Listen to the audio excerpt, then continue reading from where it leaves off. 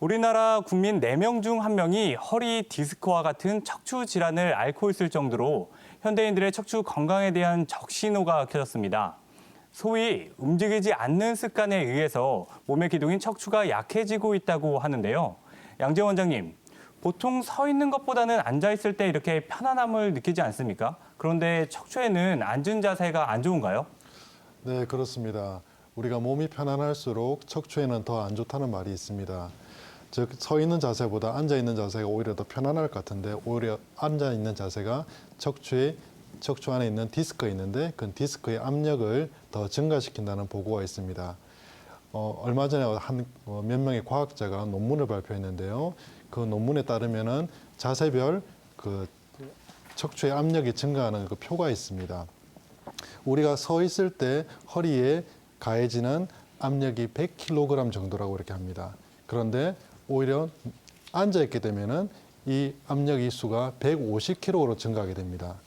그리고 누워 있을 때는 반드시 누워 있을 때는 50kg로 감소하게 되고요. 그리고 옆으로 누우면은 75가 되는 거죠. 그런데 우리가 선 자세에서 허리를 약간 20도만 앞으로 굽히게 되면은 이 압력은 150으로 다시 이렇게 175 정도로 이렇게 증가를 하게 됩니다. 그리고 앉은 상태에서 허리를 숙이게 되면은 200으로 증가하게 되고요. 이 200이라는 수치는 우리가 서 있을 때 서서 20kg 정도의 물건을 드는 압력과 똑같습니다.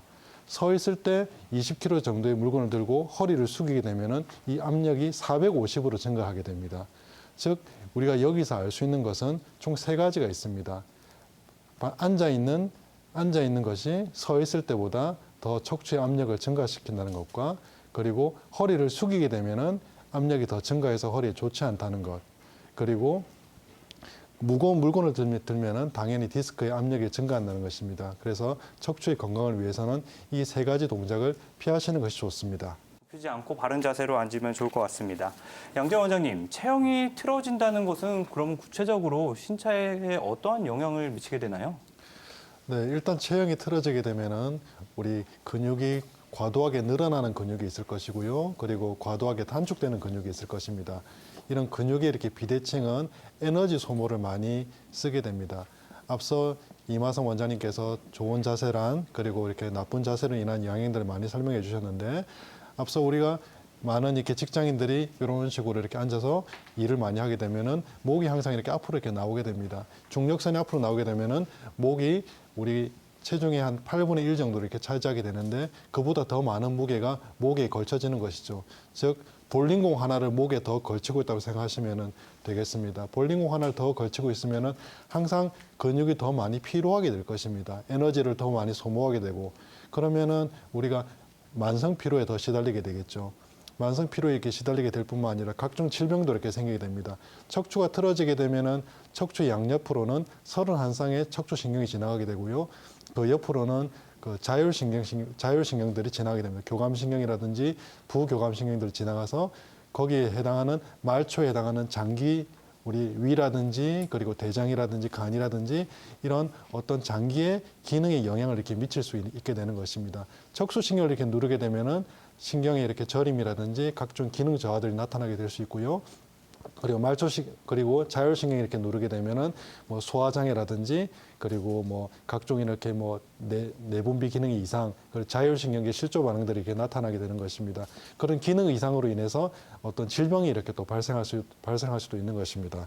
그리고 이런 그 어떤 몸에 이렇게 조화되지 못한 자세는 인대랑 근육을 많이 약화시켜 만들고 어떤 관절의 과부하를 일으키게 됩니다. 과부하를 일으키게 되면은 그 부분이 다른 부분에 대해서 더 퇴행을 빨리 하게 됩니다. 척추의 그런 퇴행은 척추 디스크라든지 그리고 척추관 협착증을 유발하게 될 수 있는 것이고요. 그리고 관절의 어떤 그런 과부하는 관절염이라든지 다른 관절의 퇴행 변화를 더 빨리 유발하게 되어서 몸의 구조를 더 빨리 망가뜨리고 건강을 더 위협하게 될 수 있는 지름길이 하겠습니다.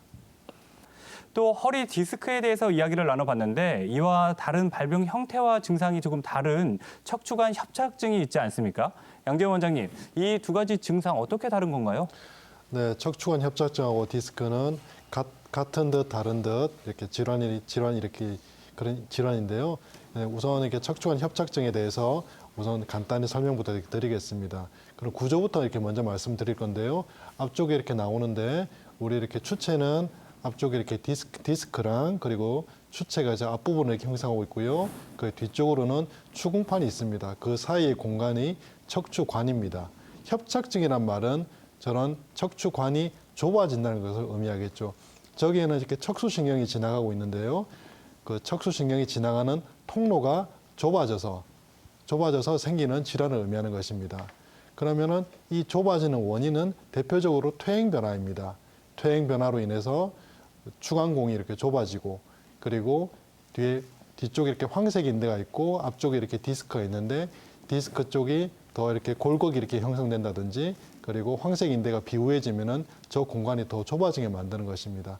그런 좁아져서 다리가 저리고 그리고 당기고 붓고 하는 증상을 이렇게 나타나게 하는 게 척추관 협착증이라는 질환입니다. 이런 것은 영상 변화로도 잘 나타날 수 있는데 지금 그림에 나오는데요. 정상 척추 같은 경우는 저런 식으로 이렇게 눌리는 것이 없는데 그리고 옆에 뒤쪽 오른쪽으로 이렇게 보게 되면은 그 척추가 이렇게 디스크가 이렇게 눌리는 현상을 보게 되는 것입니다. 저게 이렇게 척추관 협착증입니다. MRI 증상에서도 보면은 그 부분이 월등히 좁아져 있는 것을 알 수 있습니다. 지금 왼쪽에 보면은 정상적인 척추 같은 경우는 추간공이 많이 그 척추관이 이렇게 드러나 있고요. 그리고 협착증 오른쪽 그림 같은 경우는 훨씬 좁아져 있는 것을 영상 변화로 볼 수 있습니다. 저 부분이 좁아져서 신경을 누르는 질환이 척추관 협착증입니다. 그러면은 이 대표적인 증상으로는 척추관 협착증 같은 경우는 허리에 통증도 있지만은 우선 엉치가 아프다라고 많이 호소를 하십니다. 엉치가 아프고 주로 이렇게 노인성 질환 50대 이후에 많이 발병을 하게 되는데요.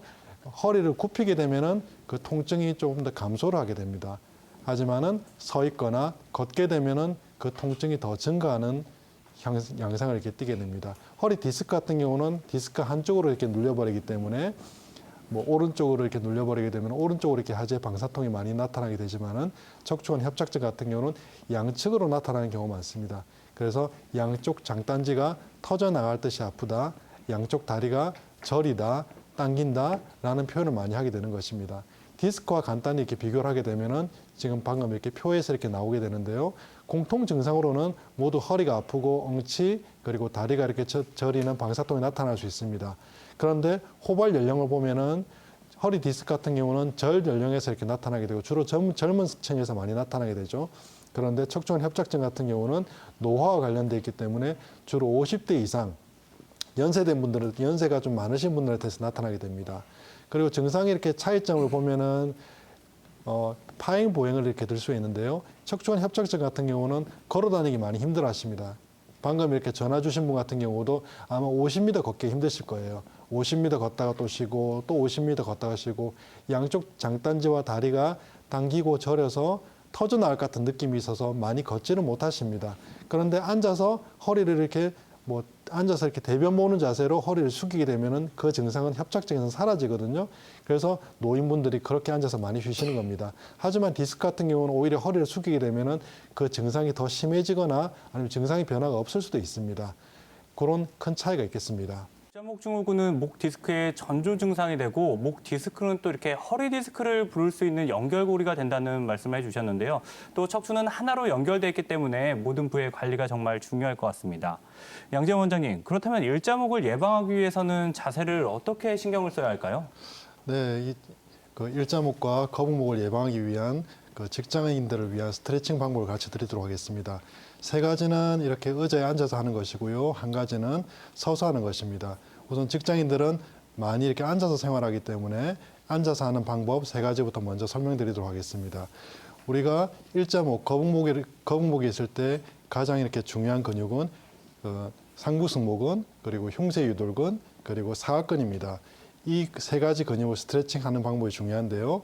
우선 처음에 상부승모근부터 보여드리도록 하겠습니다. 우리가 흔히 앉는 의자가 이런 등받이가 있는 의자입니다. 이런 의자에서 허리를 곧게 세운 자세를 우선 하고 한쪽 팔로 의자의 아랫부분을 잡습니다. 그렇게 해야지 여기 있는 근육들이 충분히 이렇게 늘어나게 해주는 것이거든요. 스트레칭이란 우리가 단축된 근육을 그 근육의 결을 따라서 늘어나게 해서 그 근육이 제 길을 이렇게 찾게 하는 것이기 때문에 우선 이것이 이렇게 고정을 이렇게 할 수 있는 것이 중요합니다. 그래서 만약 오른쪽 목이 많이 아프다라고 했을 때 오른쪽 팔로 이렇게 의자를 잡습니다. 그리고 오른쪽 이렇게 머리를 이렇게 잡아서요. 고개를 옆으로 이렇게 측구를 시키고 그리고 굴곡을 시키게 됩니다. 이것이 상부 승모근 스트레칭이 되는 것이고요. 그리고 그다음 흉쇄 유돌근 스트레칭에 대해서 말씀드리도록 하겠습니다. 흉쇄 유돌근은 앞서 그림에서 보셨듯이 우리 목 옆을 이렇게 지나는 근육인데요. 이 근육을 스트레칭하기 위해서는 이런 식으로 쇄골과 흉골을 이렇게 부착부를 누르게 되고요. 그리고 옆으로 목을 이렇게 회전을 시키고 상방으로 45도 정도 이렇게 본 상태에서 최대한 이렇게 늘려주게 됩니다. 이것이 흉쇄 유돌근 스트레칭이 되겠습니다. 그리고 사각근 스트레칭은 흉쇄 유돌근 스트레칭과 그리고 상부 승모근 스트레칭과 합해 놓은 것과 약간 좀 비슷한데요. 이런 식으로 이렇게 그 흉골과 쇄골에 이렇게 부착부를 이렇게 누른 상태에서 옆에 이렇게 의자 이렇게 아랫부분을 잡고요. 옆으로 고개를 굴곡시키면서 이렇게 회전을 시켜줍니다. 그렇게 하면은 여기 사각근이 늘어나는 것을 우리가 느낄 수가 있습니다. 그리고 이제 서서 하는 것 하나를 보여드리도록 하겠습니다. 소흉근이라는 근육이 있는데요. 우리 가슴, 어깨를 이렇게 좁게 만드는 그런 근육입니다. 잘못되었을 때.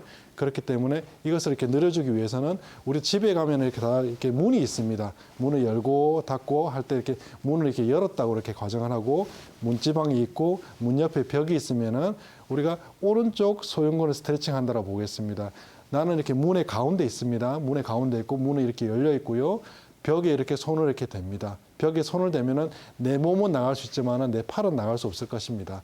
그러면 그 오른발을 앞으로 이렇게 내밀고 몸을 앞으로 이렇게 내밀게 됩니다. 몸을 앞으로 내밀게 되면은 팔은 나가지 않고 벽에 있기 때문에 여기 있는 소흉근, 대흉근이 충분히 이렇게 늘어나게 됩니다. 오른쪽 다리를 내밀고 오른쪽 가슴, 전체 가슴은 앞으로 내밀게 됩니다. 그러면은 여기 근육이 늘어나게 됩니다. 이런 소흉근 스트레칭과 앞서 말씀드린 상부 승모근, 흉쇄 유돌근, 사각근 스트레칭만 충분히 해주셔도 거북목이나 일자목은 예방할 수 있습니다.